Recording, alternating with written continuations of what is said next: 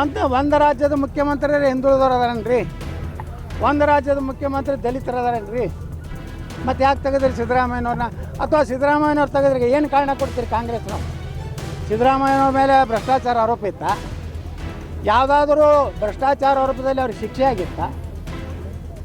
B J ಪಿಯವ್ರಂತೂ ಏನೂ ಮಾಡಲಿಲ್ಲ, ಅವ್ರು ಭ್ರಷ್ಟಾಚಾರ ತೆಗೆದಾಗಲಿಲ್ಲ, ಏನೂ ಮಾಡಲಿಲ್ಲ.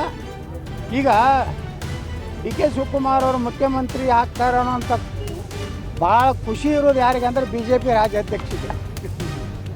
ನಿಮ್ಗೆ ಆಶ್ಚರ್ಯ ಅನ್ನಿಸ್ಬೋದು,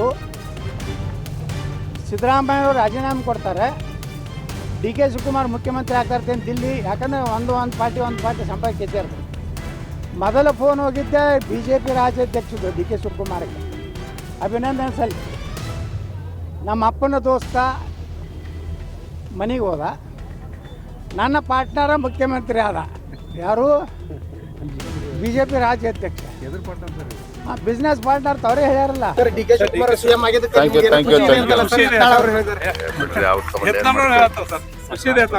ಆ ಪುಣ್ಯಾತ್ಮನ ಹೇಳ್ಕೊಂಡು ಏನ್ ಮಾಡ್ತೀರಿ ಬಿಡ್ರಿ.